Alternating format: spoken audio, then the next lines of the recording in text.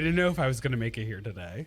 Why? I am so tired that in my head I was like, could our episode just be us taking a nap here right now? Like, could this become a sleep story? Well, I hate to say that I'm also tired because I have no reason to be.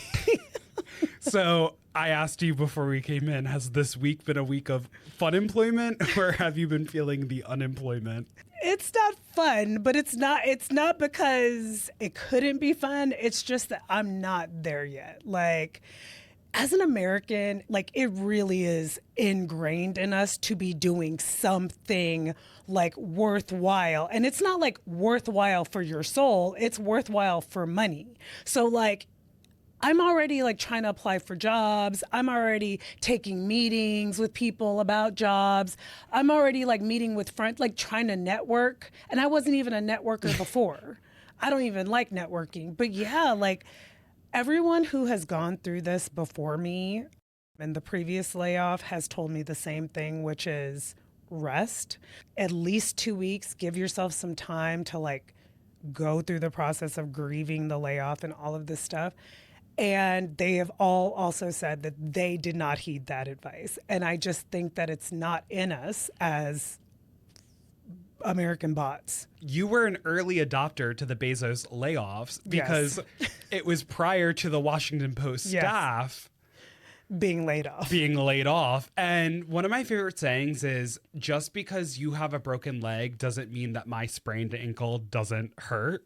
Oh, that's a new one for me. You haven't, I might be messing it up, but like, I really love that, like, because you have a broken leg doesn't mean that my sprained ankle doesn't, you know, in fact, allow me to complain or whatever it is. But all to say that like a sprained ankle also isn't a broken leg because thank God you're not a reporter in Kyiv without running water with a headlamp, writing in pencil because pen freezes, finding out that you no longer have a job at the Washington Post. Yeah, when I found out I had no job, I was getting out of my comfy bed. These reporters, foreign reporters for Washington Post, found out they didn't have a job in a war-torn country.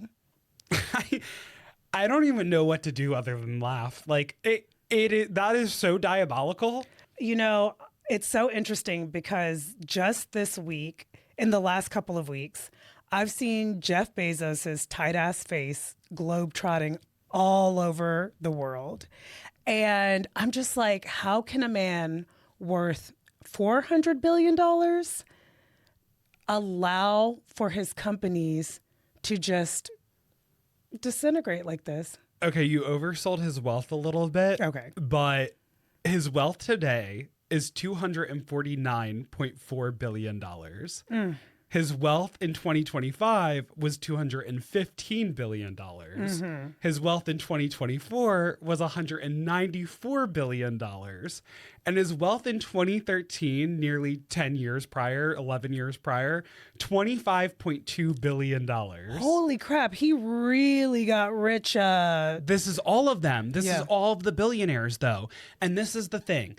Everyone who is watching the economy collapse and there are less and less jobs, and at the same time, life is getting more and more expensive, and we're looking at who to place blame on: black versus white, gay versus straight, born here versus immigrant. It's billionaire versus the rest of us. Yeah.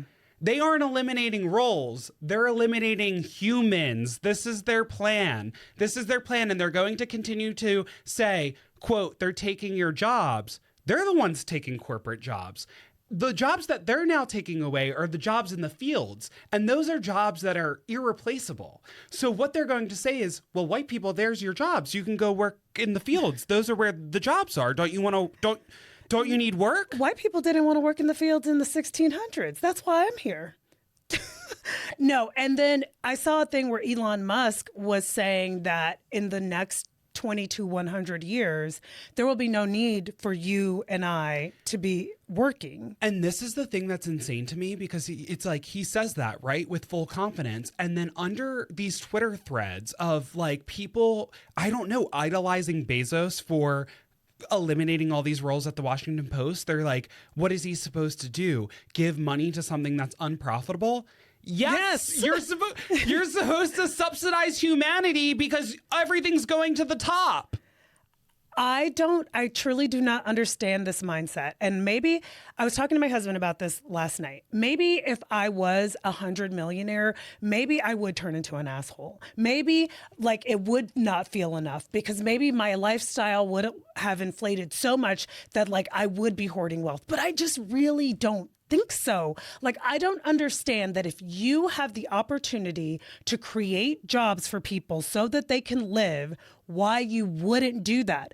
Who gives a fuck about profitability? You make hundreds of millions of dollars every day just on the interest and stock market. No, I live a very, very, very, very comfy life making $130,000 in Los Angeles.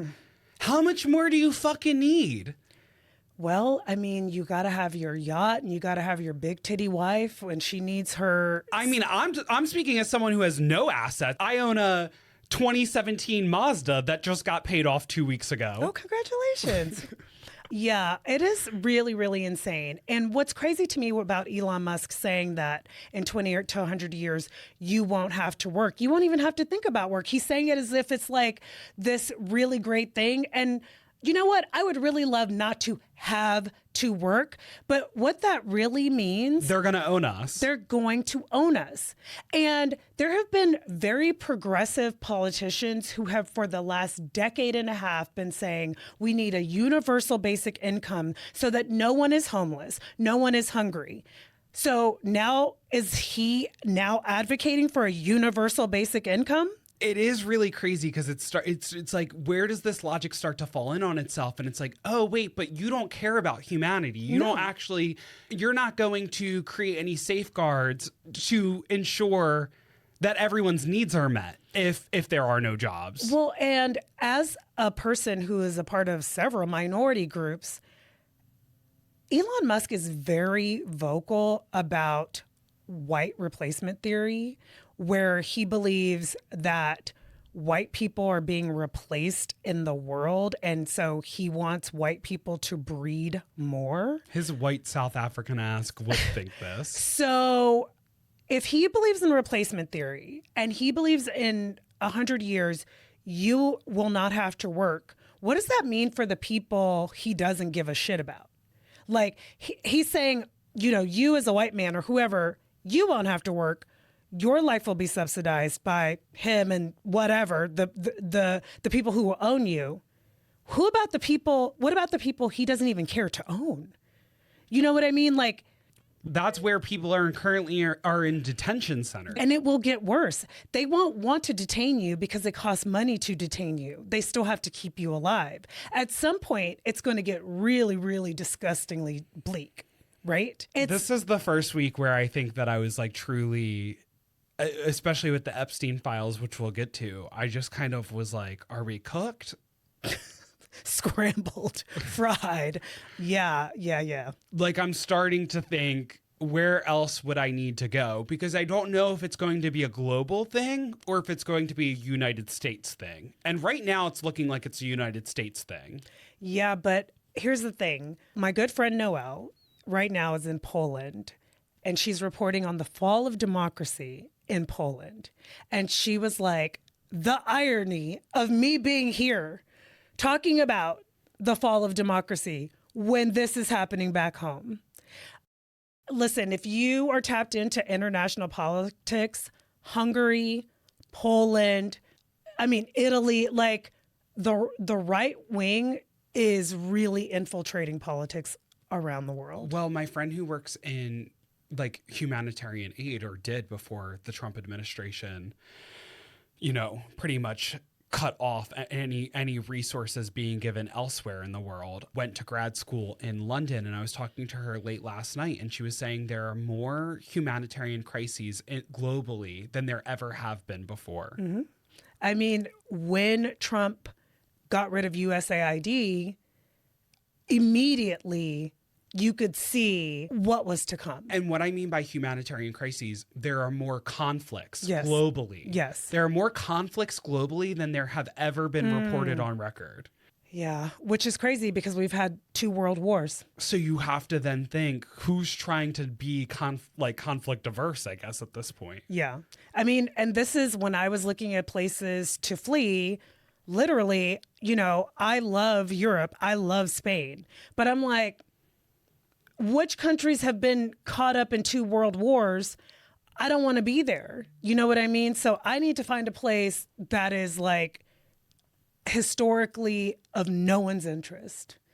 Yeah, I do think it's going to be a worldwide phenomenon. Like, this really feels like there's an underlying Cold War happening.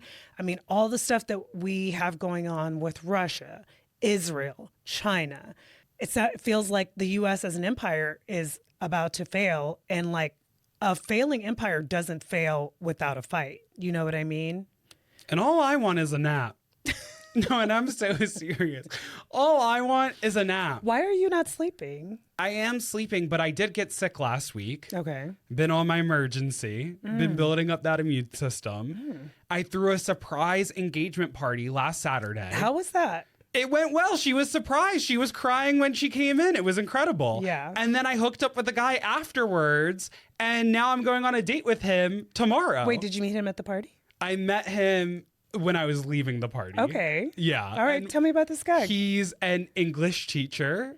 Okay. From Pittsburgh. And yeah. A fellow Pennsylvanian. Which I said. And then I told him that I was reading Holocaust Lit in like 5th grade. And he was like, in Pennsylvania? I was like, well, actually, I'm from New Jersey. I'm a Philadelphia suburb on the New Jersey side. He was like, that makes sense because that wouldn't be happening in PA. And I was like, well, that makes sense because New Jersey has some of the best public education in the country, even though my public school was like in the 200s in a 300 plus public school system. Oh, okay. Me being a part of a bad public school in New Jersey is being like a part of the best public school in any other state. Wait, so what's going on in Pennsylvania that they weren't reading Holocaust Lit? I just think that they have really bad public schools. They don't have teachers who like those were banned books. Well, you are the one that taught me that y'all got cranberry bogs out there, so I didn't know that y'all had a backwoods like that in back New Jersey. East. Yeah, or in Pennsylvania. Like I just didn't. No, that's in New Jersey. Oh, okay, That's in South Jersey. East. I didn't know that. Like, I guess I knew in in northern New York, upper New York, that there were like backwoods places, and they're all cities that I can't pronounce, but. Yeah. But the whole needing a nap goes into me realizing how selfish of a creature I am. Granted, I am working 40 hours a week. We're doing this. I'm being a human being. I see friends. I feed myself. I do all the things we need to do to take care of ourselves. But from being sick to hosting a surprise engagement party to the next day it being a friend's birthday party and then going back to work, I was like, I have nothing left in me.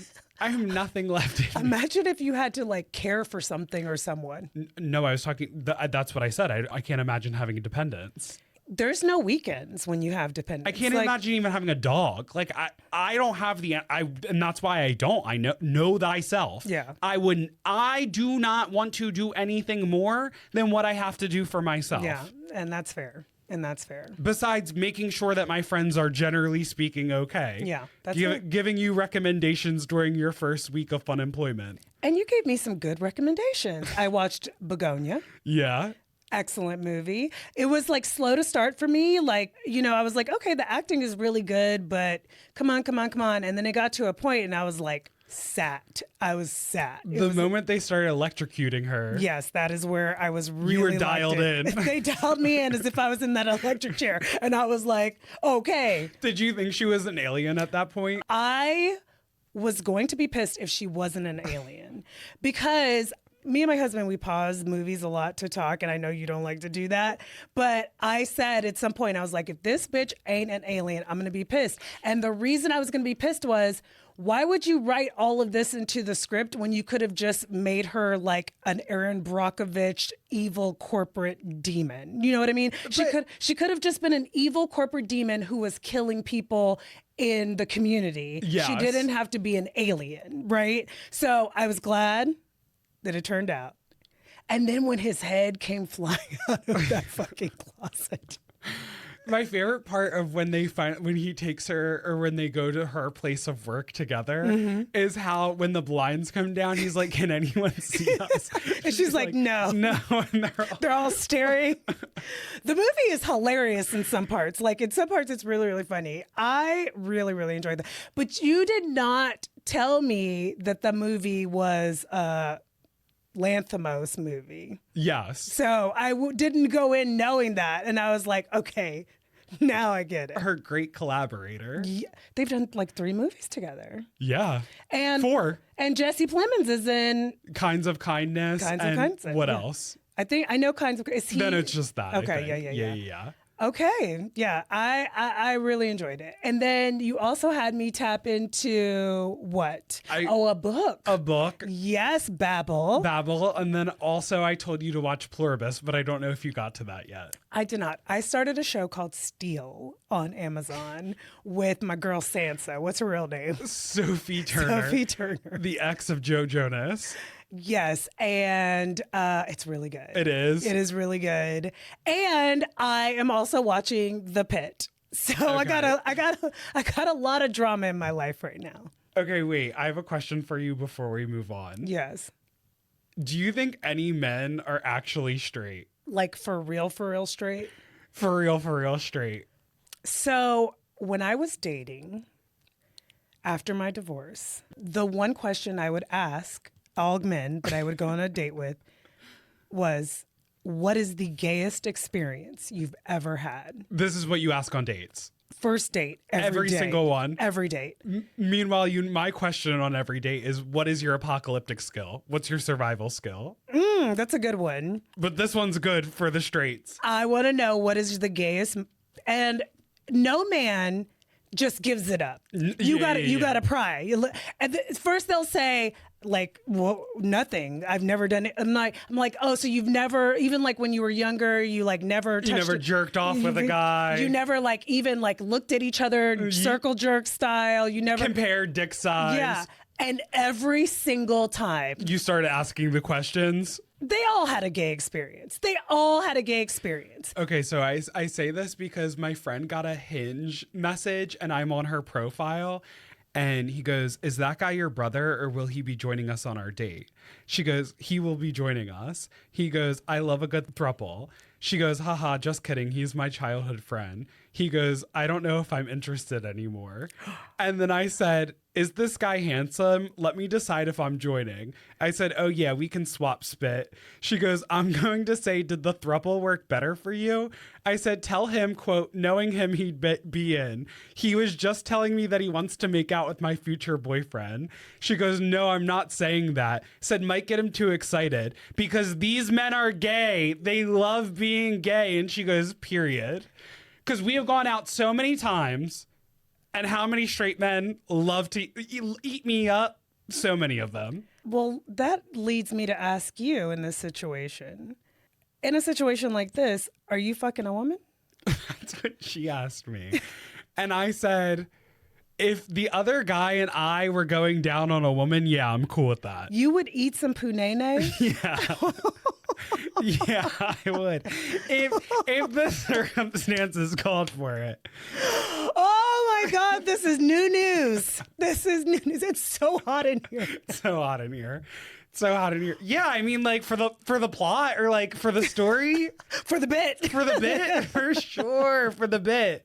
You know I would for the bit. No, I never would have thought that you would eat some kudene with the guy who's like really into me and like saying he's really into that. Sure.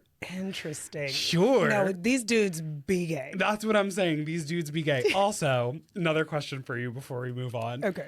Who would you rather have Siri text if by mistake? So my friend Willa, she has me, a Brian in her life, who is her friend, and then her current partner's dad's name is Brian. Okay. So when she says Siri, text Brian, sometimes it's not texting her best friend, it's texting her current partner's father. Also, her current partner's name is Rob. Well, she also has an ex named Rob, and once every year Siri texts the other Rob. Well, this just went down. So who would you rather intercept the wrong text? Your future father-in-law, and it's supposed to go to your best friend, or your ex and it's supposed to go to your partner? Definitely my future father-in-law. But what if what you're saying to your best friend is crazy? No, my husband and my ex-husband have the same name, and I have texted my ex-husband about him, talking shit about him. No. Yes. No. Yes. I mean, we've all done that. It's just like the worst. Do you remember when I slacked our boss about himself and had to play it off? I forget what you said. I remember that though. Anyway. Oh my God, that was so bad. That was so bad. So, I mean, it really depends on what the text is, right? Like if it's something dirty, obviously I would rather go to an ex and be like, haha, my bad. That was for my current Rob. But like, if it's, I don't want my ex in my life. Unless it's really dirty, I'd rather go to my future father-in-law. Because it's probably mundane. Okay, fair. I would rather text my ex than text my future father-in-law because you know when I'm texting my friends. Yeah. I'm texting them crazy shit. Yes, but like, sometimes it's not that crazy. But I know, but knowing me, it's like 50-50. Yeah. But old people wouldn't get it anyway. They would just be like, Brian, was this meant for me? That's so true. That's so true. Well, speaking of things made for people, what do you think about Savannah Guthrie, this ransom note, and her mama missing? You know, I 10 years ago had no idea who Savannah Guthrie was. Let me tell you the first time I heard her name. Can you say her last name like 3 times for me? Don't put an N in it. It's Guthrie. Guthrie. Yeah, not Guthrie. Not Guthrie. Yeah, Guthrie. I don't know why I could never say Guthrie. Guthrie. Guthrie. It's a very odd last name. Well, there's also Willie Guthrie. Savannah Guthrie, the first time I ever heard her name, I was teaching at the University of Arizona in the communication department. And my undergrads would be like, oh, you're a journalist? You know who went here? Savannah Guthrie. And I'm like, okay. So Savannah Guthrie of the Today Show, her mother is missing, and it's getting crazier and crazier by the day. So the woman went missing after doing like a game night with her family. They dropped her off at her house in Tucson, Arizona, where the University of Arizona is. Yeah, I literally got the details. So just before this, because I wasn't fully read in. Yeah. She was last seen on a Saturday night, February 1st. I guess this game night. Yes. No, yes. It was a family dinner. Yes. At the very least. She didn't show up to church. Okay. Blood was found on the porch. Blood was found on the porch, which is making them think there's foul play. Confirmed to be hers. She had like a doorbell camera situation. Okay, she did. Yes. The home doorbell camera went offline and disconnected early in the morning. What? There was a motion detector. There's like metadata, right? That shows that the motion detector picked up motion. But for whatever reason, because of the plan she has on her camera, it didn't pick up an image. So she wasn't paying the subscription. Okay. She has a pacemaker that is hooked up to Wi-Fi and to an app on her phone. What? It was disconnected from her phone, which means it leads you to believe that it has to be someone who knows she has a pacemaker. Okay, because I didn't realize, I know that there are theories that it's like an insider. This is all really strange. Very, very strange. I didn't know these details. Yeah, so the pacemaker went offline, lost connection to her app. There's now a ransom note. The ransom note went to TMZ. And the ransom note wasn't there to begin with. It appeared days later. So so Savannah Guthrie, was asking for people to come forward if they had any information. And then this ransom note comes to light. The FBI gets involved. There's no confirmed suspects. And then the family films a plea message that is now publicly available. Yes. And other news outlets, including, I think, NBC, are unpacking said, like, message from Savannah Guthrie and her sister and brother-in-law. They're unpacking it in what way? As if... Like, what was strange to me was, like, on CBS, it was like they had an expert come in, and the expert woman is like, this is why they sound like this. This is how the FBI positioned them to talk about this, which aren't these people then cannibalizing one of their own, another news anchor, rather than helping her by giving whoever possibly stole or like... I think that one of the reasons why they probably did this is because people online were being internet sleuths and trying to decipher nonverbal communication and vocal pitch and all this stuff. So I did see people were like, her brother-in-law, he looks suspicious. Why is he talking like that? And it's like, because he's reading, you have to read exactly what the FBI, you can't go off script. Which is what they were unpacking. Okay. But doesn't this give the person who this is intended for all of their tips and tricks? I don't know. One of the things that I did see was that, like, the morning show people were talking about the situation, Hoda and the black guy and the other guy. I don't know their names. And Hoda's like, I just been thinking about, like, when I was going through my whatever situation and your brother died and this happened, who's there? It's always Savannah. And so, you know, we can't do anything but pray. And I'm like, you just went through a litany of things that Savannah did when you guys were going through your stuff, showed up to this thing, came and held your hand, brought you food, and you're going to finish sit with back and pray? We can't do anything but pray. Yeah, that is nutty. She also just had gotten off of vocal rest.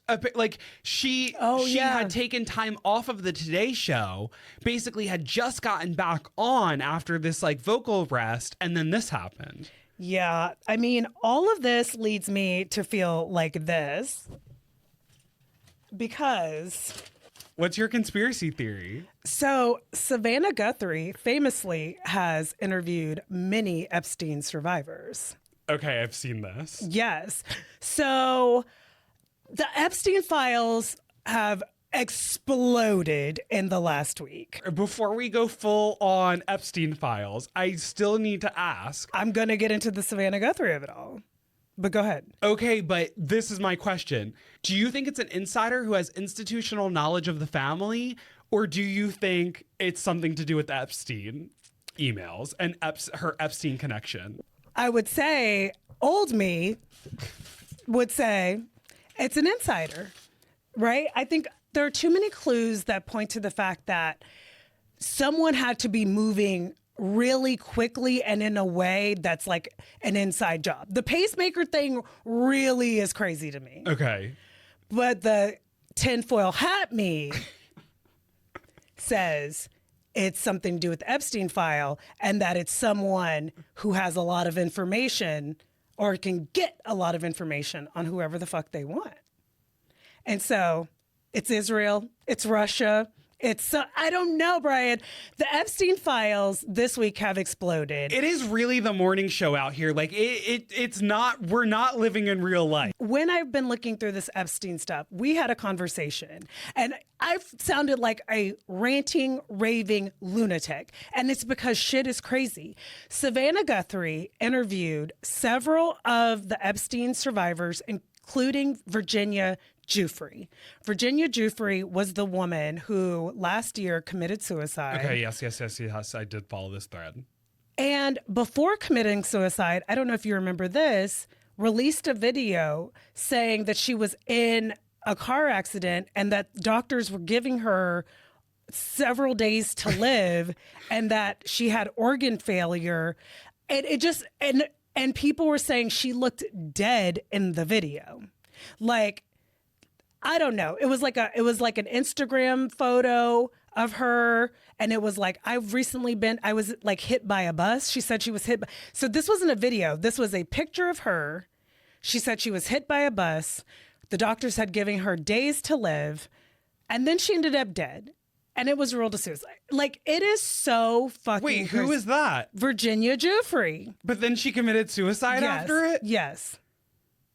Wait, I'm confused. It's confusing. They marked her as dead? So they told her she had days to live. This is from her Instagram post. Okay. She was hit by a bus. She was hit by a bus. Doctors told her she only had a few days to live. Uh-huh. That she had she had multiple organ failure. Uh-huh. That was the Instagram post. She died a couple of weeks later, and it was ruled a suicide. None of it is lining up. I don't know what that means. I don't know why they didn't just let her die from this bus accident. I don't know. But what I do know is that literally almost anyone you can think of is in the Epstein list. Brian, when I tell you I watched a video that made so much sense after watching it, but it's going to sound crazy when I tell you about it. It has to do with Justin Bieber. Let me tell you about it. Do you remember the song he has, Yummy? Yes. Okay. Do you remember when he was younger and he won an MTV Video Music Award and Jenny McCarthy kissed him against him wanting to be kissed? Don't fully remember it, but can fully believe it. Okay. You can watch the video. Okay. So she is presenting him with the award, and then she grabs him. He's pulling away. He's like, what are you doing? She ends up like kissing him like on his neck. Okay. He gets to the microphone. He says, I feel violated. Really? Yes. After, like, you know how they do those like post-win? I mean, it is violating. It is very violating. So they interview her like behind the stage, behind the scenes interview. And they were like, how was it kissing Justin Bieber? And she's like, that was like the greatest cougar moment that any woman can think of. And then the person was like, would you date Justin Bieber? And she was like, I mean, that would go on like the Hall of Fame of cougarness. So fast forward, he makes the song Yummy. In the video, there is a woman who is wearing, it's an old woman, like not Jenny McCarthy, older woman, an elderly woman. Yes. Wearing the exact crazy ass earrings that Jenny McCarthy is wearing at the VMAs. Okay. She's wearing some wacky ass earrings. Okay. So there's Jenny McCarthy portrayed as like an elderly woman. Okay. Apparently, like every character in this music video is supposed to be someone specific. On the promotion tour for the song Yummy, you can see that he is tweeting out. What corner of the internet did you go to? He's tweeting out #Yummy. And when he tweets out, when he's doing his Twitter post, every post is with a baby or a baby doll. And it says #Yummy. And people are like, he's trying to flag that there are pedophiles who want young kids / babies to do disgusting things to them. And the kids are the yummy. And I'm like, this shit sounds fucking insane. But all of these things did happen. They exist. They're real. You can look at them. They're not AI. The video exists. The VMAs exist. These tweets exist. Everyone who is anybody is in the Epstein files. And I think the thing that makes me feel the most crazy is that nothing is coming of it. Nothing is coming of it. That's what I told you earlier in the week. I was like, I don't think this is going to be a smoking gun for the American public, which is insane. But they just refuse to use their own discernment at this point. Also, it's 3 million files. So like what we were talking about, it hasn't been synthesized yet. But also there are so many damning emails that have been floated to the top. Well, what I would ask people to do is to go on jmail.world. Now, jmail.world is a database that someone created to make it look like you're going into Gmail. Okay? So when you go into Gmail, it looks exactly like your Gmail, but you're signed in as Jeffrey Epstein.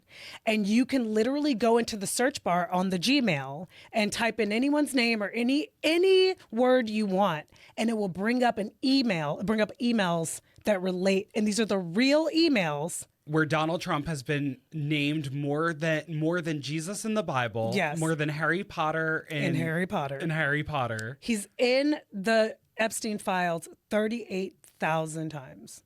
That's insane. And his name is currently disappearing because they're redacting files. Yes. Okay. So now, you know, the Clintons have been subpoenaed to come talk about their involvement in the Epstein files. And the Clintons were going to be brought up on contempt charges because they were refusing to come. But now, as of this past week, they said, fine, we'll come talk, but it needs to be a public hearing, a public congressional hearing. So now that the Clintons have said we want it to be a public congressional hearing, Trump did an interview yesterday saying, I really like Bill Clinton.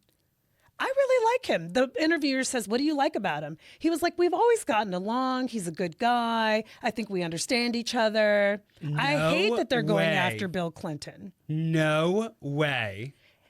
They knew how to play their hand. These are two Yale trained law professors, lawyers. Hillary and Bill. They're not dumb. They're really brilliant people. I don't know if they're pedophiles, but they knew how to play their hand. And Donald Trump is a dum-dum. Like, he's really an idiot. And so it'll be interesting to see how this plays out. But man, this is really crazy making. And what I will say is that the first time I ever heard the term QAnon was when my neighbors in 2020 invited us over. We moved it to this new neighborhood. There was an earthquake the night before. She's like, hey, you should come, swim in our pool. Me and my kids head over there to go swim in their extremely nice pool. And I was like, hey, did you sleep through the earthquake last night? And she was like, whatever. And she was like, but you know why there's more earthquakes now? And I was like, oh, is it because of fracking or like what? I thought she was going to drop some like real knowledge on me. And she said, well, it's because Hillary Clinton is drilling under cities to transport children, and that disturbs the crust of the earth. And I was like, holy fucking shit. Now, do I think that Hillary Clinton is transporting children under the earth's core? No. But my God, it is really looking like the most powerful, rich people in this country are fucking disgusting. And the first time I heard of QAnon very similarly was my friend working at a cafe next to a little institution known as Comet Pizza, which is the home of Pizzagate, meaning that in DC, I went to school in DC. So she was in undergrad at this point. I think it was during the summer. And she was working at her cafe. It's connected to Comet Pizza. So they thought it was this entire strip, which includes this bookstore called Politics and Prose. And a man came in and he was armed with a gun. And he said, everyone get down. Show me the back of this restaurant. Show me the back of this establishment. This basement leads to a cellar in which Hillary Clinton and powerful people are trafficking children. The FBI or special forces come in. They literally, stabilize this man. No one gets hurt, thankfully. They take him to the back just to show that there's no basement. There is no basement.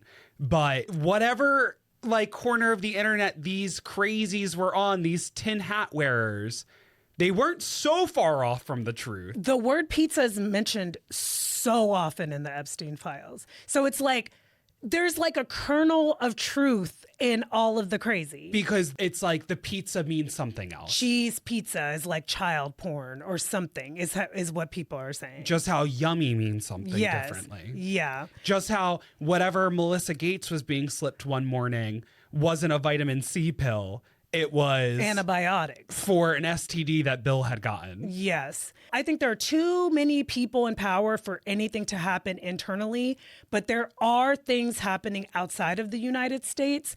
Poland said this week that they're going to be investigating because what the Polish government thinks is that this is all a KGB or Israeli honeypot, meaning they are trafficking women and children as part of like government espionage in order to get famous men caught up, and then they can control them. They can control their power and control their money. So I don't doubt that. I'm so this is like global world order. So when people talk about new world order, like I'm telling you, all the crazies, they're at least a kernel right. And now I feel crazy. What do you think got us here? What do you think was what tipped us over? Like tipped us over into what exactly? I guess conspiracy becoming reality, reality blending into conspiracy, the evils being unearthed. Like, is it technology? Is it simply just Epstein? Like, I think that... Is it people speaking up and speaking out? Yeah, I mean, I think that like women and men, I mean, there are several men that I now follow on socials who were, trafficked as well. I think that these people have always spoken up. They just have always been quieted, whether like people didn't believe them, they were literally killed or whatever, right? Or the fact that some of them are literal children. Yes, I think it is technology. I think that the truth, no matter how long it takes to come to light, I do think that the truth often does come to light. And I just think that the more people that you have involved in a scheme, the less likely for it to be successful, right? It's going to fold at some point because there's just too many dominoes. You know what I mean? It's a house of cards. It's a house of cards. Yeah, it is really, really crazy. And I mean, I don't even know what else to say about it, honestly. I just feel like so overwhelmed by the amount of information that we're receiving and just like people dead and alive who are just implicated at various levels. But who has not been implicated is Barack Hussein Obama. Really? Yes. The only time that his name appears in the Epstein files, it's people talking shit about him. It's these pedophiles fucking hate him. Interesting. And you did say, to be fair, you're not an evangelist for Barack Obama or anyone. You said, I wouldn't be surprised if anyone's name is on literally these servers. Literally anyone. But it feels good to know. Yes, it feels good to know that he, in this way, is on the right side of history. And it might explain why today Donald Trump decided to, put out a meme about him and his wife as monkeys.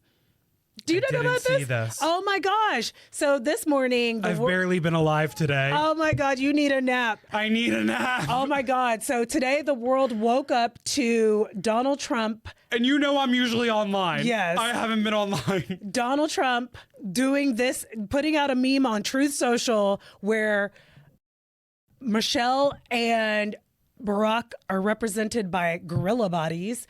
And when reporters went to ask Carolyn Levitt about it, she said, oh, please give me a break. It's just part of a meme where he's represented in The Lion King as like the Lion King and Democrats are the rest of the animals. And people very quickly were like, there's no gorillas in Lion King. And it made such a big stink that they brought it down. And then now they're pinning it on an intern. They're pinning it on an intern? Yes, they're like, oh, it was a staffer who did it, an intern. And just like that intern who got fucked in the Hall of Chambers. Do you remember that? Who had the OnlyFans? No. Oh my God. There was a congressional intern who got fucked. Yes. In the office. Yes. So I think the staffer is just Donald Trump himself. And people are asking on ChatGPT, right? People are like, why now? Like, he always has shit to say about them, but why would you go on to the old AI machine and make a whole video? And honestly, I think it's because Becoming, Michelle Obama's documentary, the viewership has spiked since Melania came out. The viewership has spiked over 13,300% in the last week, rising to 47.5 million minutes of viewership. The Obamas aren't the only ones catching strays on the emails. Woody Allen and his wife were shitting on Timothy Chalamet. What? They were shitting on Timothy? They were preying on his downfall. Wait, why? Because I think Timothy was in one of Woody's like final movies that really was like distributed, and he was like, yeah, I'm giving my salary back to a nonprofit and I'm not marketing this film. Oh, good for him. Yes. I really have a hard time understanding why anyone in the last 20 years has done a Woody Allen movie. This man has been accused of molesting one daughter. He married another daughter. It came out in the Epstein file that Epstein made it possible for his daughter with his daughter, he has a daughter with the daughter, to get into the college that she wanted to get into. Like, y'all, we're always saying on this show, like, people who are in the arts, you have a responsibility to speak up. One way to speak up is not work with fucking creeps. It's not that hard. Like, I understand that when you're young and like you're hungry and like you're trying to make a name for yourself, if you get an opportunity with a creep, you want to take it because you're going to get, that's like work and like it puts you in front. But y'all, no. Like, anyway, the Epstein files have been a treasure trove of... and just like you said about the Clintons being brilliant doesn't mean that they're not pedophiles. Exactly. So it's like... Let's separate the two people. Exactly. All right, before we wrap today, the Grammys. The Grammys were so back. The Grammys this year reminded me of the old school version of the VMAs. Like the VMAs when I was a teenager, when Britney and NSYNC and Backstreet Boys were serving on those stages. You just mean a lot of performances. No, not just a lot of performances. I mean, like, good performances and like people just bringing it. Like, and I will say this, the reason why I feel like it was different this year is I was entertained and I didn't even know who anybody was. Really? Like, I'm now at an age where I'm like, who is that? Now, let me give you an example. So for the opening montage, they did all the new artists did back-to-back performances. And I was like, oh, this girl's gorgeous. Who is this? Name pops up, Addison Rae. Couldn't have picked her out of a lineup. I know the name. Yeah. I'm like, I'm a fan. And did you know that she had a singing career? I knew she had a singing career. But not one that would warrant a Best New Artist Grammy. I didn't know that, yes, I didn't know that she was like garnering anything. Yes. And I was like, the girl's serving face, dance moves, body, sex. I loved all of it. Well, people say that she's like a modern day Britney, and she's also from Louisiana. Oh, okay. See, so I like her that. roots are very inspired by Britney. Okay, well, I'm an Addison Rae fan, not a stan yet. Okay, the girl group. Tell me the Cat's Eye. Wait, I can't. Someone tweeted, "This is what it looks like for American girls to cosplay K-pop Korean girls who black girls. Yes, black girls cosplay American women who are black." I'm sorry, gnarly. That song is so bad. Is someone playing that? It's not even a song. It's true. That is slop. Where are you playing this? You can't play it on the treadmill. You can't play it in your car. Where are you listening to Gnarly? You're not, right? And that apparently wasn't even the song that was like got them the nomination. There was another song. It was a woman's name. I can't remember, but... Well, I guess some people... I don't follow them, but I think they have another song like Rosalia that's even more popular that actually requires them to use some vocal prowess. I don't know why they decided to showcase Gnarly, because it was the worst way to introduce themselves to a larger audience. Yes. Because I think even their own fan base is really struggling to understand. Prop them up. Yes. Okay.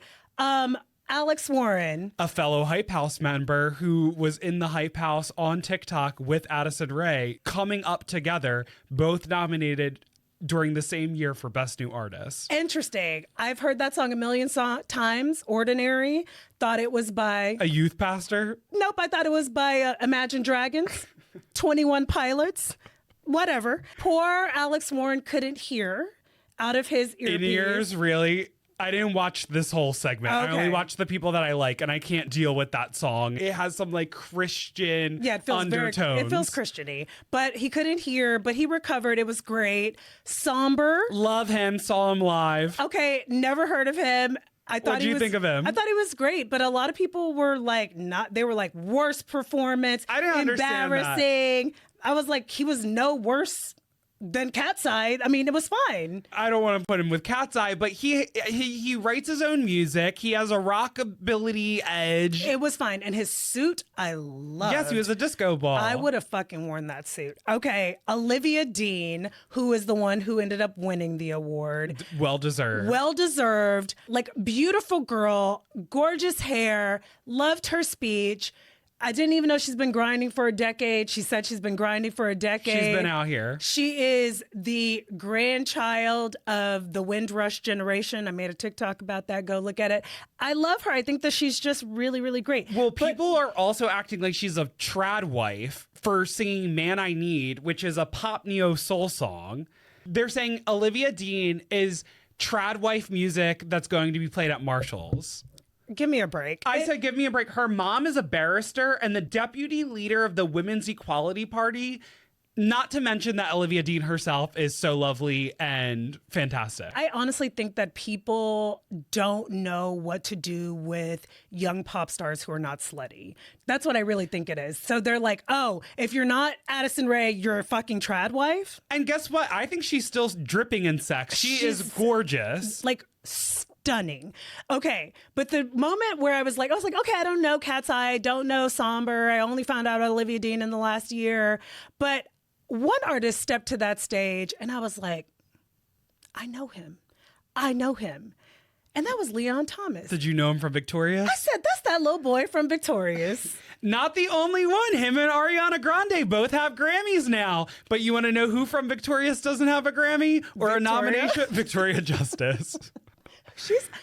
She still looks really good. She's gorgeous. She is gorgeous. She just can't catch a break in the industry. I know. Justin Bieber. Talking about yummy. Wow. Wait, so Number one artist on Spotify this year. So I did not clock in the... Oh, you weren't clocking it? I wasn't clocking. I wasn't standing on business. I wasn't clocking that the beginning where Trevor Noah said that he first appeared 16 years ago at the age of 16.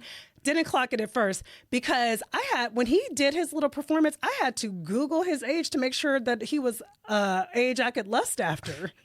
I mean, the man's, of course I knew he had to be grown, but he is very much in the age group that I can lust after. That's me with Somber, and I'm like, he's 20 years old. Brian, to jail. Straight to jail. Don't look at him. I mean, he's legal though. He's legal. But I'm like, don't look at him. He's not for you. I just think he's a cutie pie. But Justin Bieber, he was dripping sex. And look, the performance was very symbolic of, being raw and stripped back, all of that shit. Loved the little 2 Chainz thing that he added, 2 Chainz voice.